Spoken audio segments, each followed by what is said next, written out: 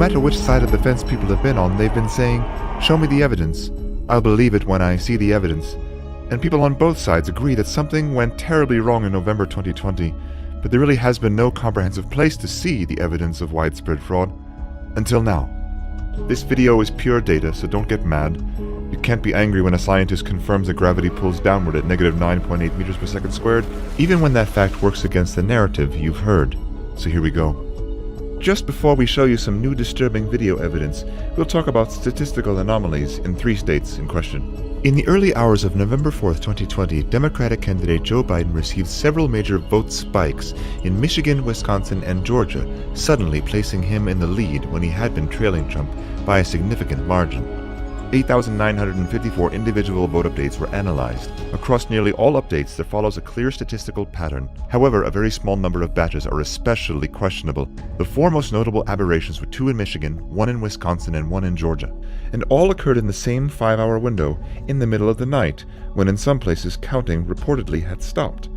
Not only do these updates not follow generally observed patterns, but their behavior is particularly extreme. For context, using publicly available data from the New York Times, here is a visualization of the number of votes by candidate in Michigan from the beginning of the election night to 7 p.m. Eastern Time on November 4th.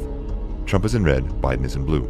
Notice the sudden and improbable spike in votes for Biden at 6:30 a.m., where Biden received 141,258 votes, while Trump only received 5,968.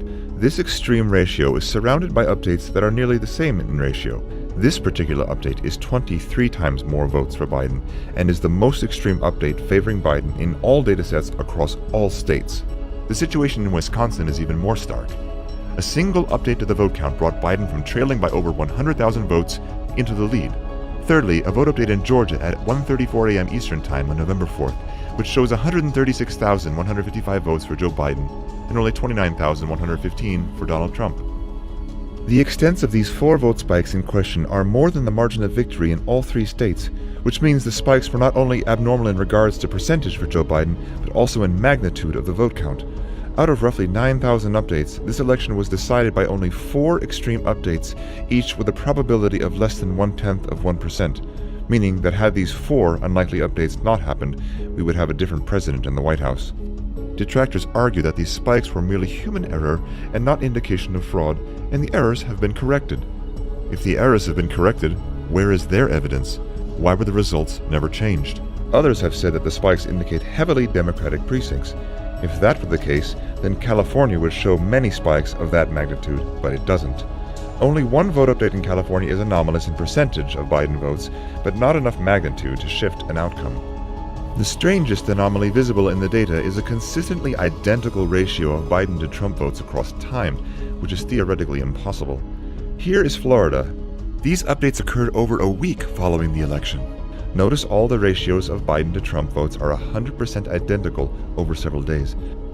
This pattern shows up in many states.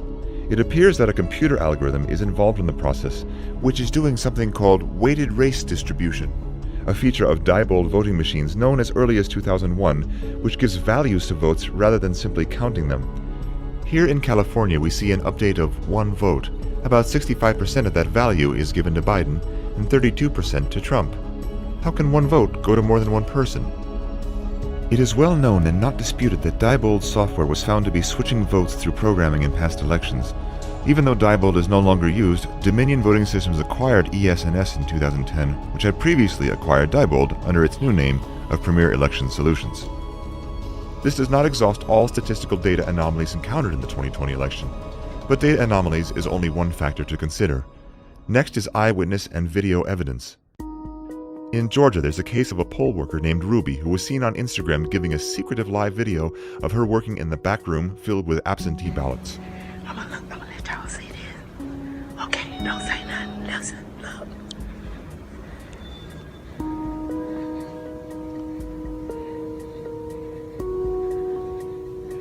At 10:30 p.m. on November 3rd, all media and poll watchers were told to leave State Farm Arena because ballot counting was going to stop.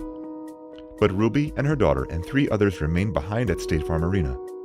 They pulled boxes of ballots out from under the table that was placed there in the morning and distributed them to several counting stations. back to Fulton County, Georgia right now, where our reporter Blaine Alexander apparently has some new reporting on the expectations for that count.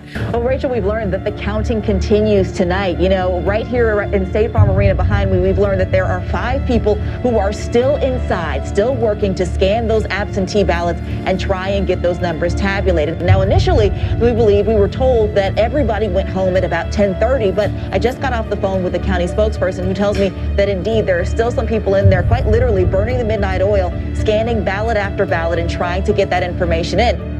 And Blaine, specifically, you said 5 people are inside that building? That's 5 of 5 actual individuals who are working on all the absentees in Fulton County right now? Just 5? Wow. Talk about having the sort of fate of the nation in your hands. Ruby is seen here in this video running the exact same stack of ballots through the machine 3 times. Other workers do the same. Note that a large surge in Biden votes can be observed after this tabulation at 0634 Greenwich Mean Time, which is 1:34 a.m. in Georgia, just after the time in question. You may ask, can a ballot really be counted more than once? Here is your answer from Coffee County, Georgia. Can you scan a ballot more than once? I've just done it. I'm talking about That's you the just, same batch that she's been doing. you just keep scanning. Yeah. If you- I just kept scanning that same. Like, you just keep something. I just scanned the same batches that y'all just voted. I never got any more until that one. I don't know why they approve such a system.